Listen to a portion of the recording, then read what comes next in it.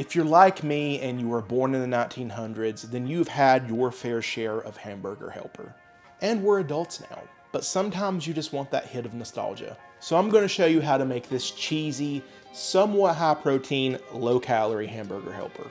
If you're new here, my name is Justin and I'm trying to lose 100 pounds in 2026 because, obviously.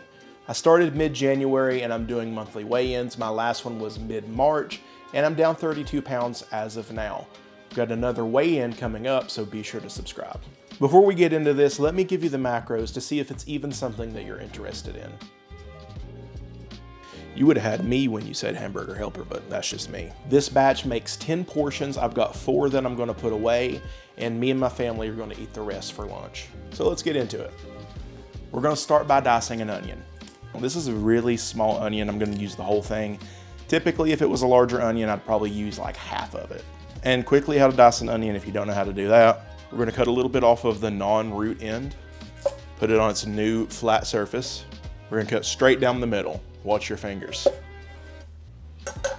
We're gonna peel the first layer of the onion off.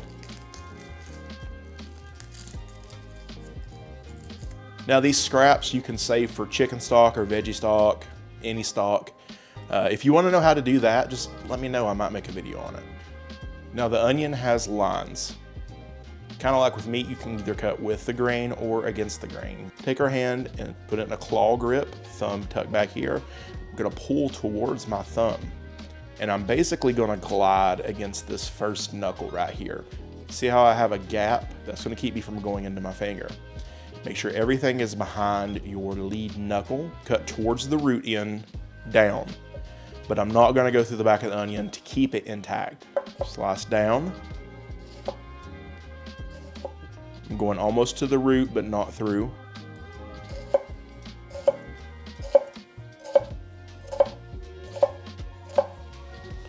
Okay, and I have a series of cuts here.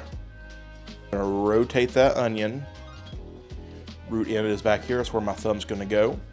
I'm gonna do the same thing, except I'm gonna slice down, and this is gonna give me my dice.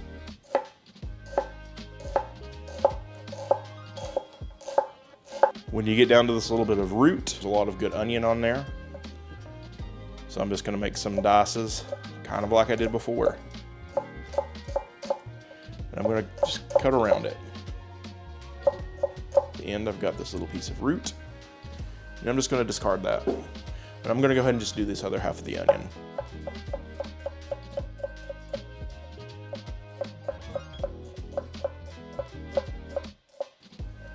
I'm just gonna set this to the side. All right, I've got 4 ounces of sharp cheddar here that I'm gonna grate up. Now, if you can find fat-free, go ahead and do that if you want to. I could only find that in the pre-shredded, which I don't buy. It has anti-caking agents, which don't really melt that well and kind of make the whole thing grainy. You see that little piece that you can't grate or you'll take out your thumb? That's yours. All right, I'm gonna put this on standby. I have 2 boxes of this protein pasta. The brand, that's up to you. If you don't wanna make as much, you can just half everything that I'm doing right now. I have a family of 5 and I'm gonna pack away some individual servings for us to heat and eat through the week. I wouldn't use like a spaghetti noodle for this, something with a little bit of structure. The directions say to cook 10 to 12 minutes. I'm actually gonna cook this a couple of minutes past that. I want them to be a little bit softer. I've got my pot of water on the stove ready to go, so let's cook the pasta. I'm gonna throw a good bit of salt into this water before adding both of our boxes, and I'm gonna stir this every 2 to 3 minutes to make sure it doesn't stick to the bottom. Towards the end, make sure you save some pasta water. And then lastly, just drain it. This is gonna help bring the whole thing together without adding any extra milk. So I'm gonna set the noodles and the pasta water to the side and I'm gonna work on the meat. I've got 2 pounds of 96.4 ground beef. Get the leanest that you can find and afford. Spread it around and get as much surface contact as you can. When it's about halfway done, add your onions. We're just gonna cook this until the beef and the onions are done. If your beef is not this lean, you can always drain some of the grease off when it's done. It'll probably be about the same thing. We've got 50 grams of chili powder. That's a lot, but you should be able to taste it. 1 tablespoon of oregano, and 2 tablespoons of garlic powder. You can use fresh if you want to, but I don't want to fool with it. Mix it up real well, and you should start to smell it once those spices get nice and toasty. We've got 2 cans of diced tomatoes and green chilies.